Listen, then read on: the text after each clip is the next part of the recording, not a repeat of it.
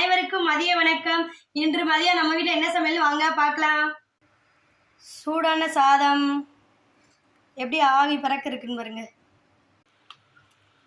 புடலங்காய் கூட்டு. இதுலேருந்து பார்க்க மஞ்சளாக தான் இருக்குது, வீடியோவில் மட்டும் டல்லாக காமிக்குது, அது ஏன்னு தெரில. முட்டை போட்டு செஞ்ச கோவக்காய் பொரியல்,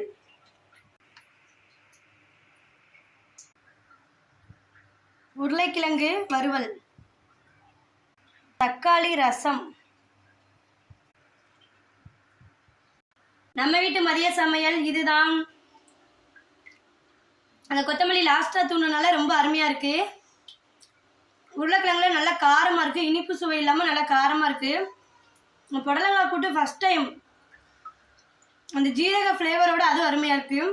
கோவக்காய் பொரியலும் ஃபஸ்ட்டு டே செய்கிறேன், முட்டை போட்டு நல்லாயிருக்கு. பாய்.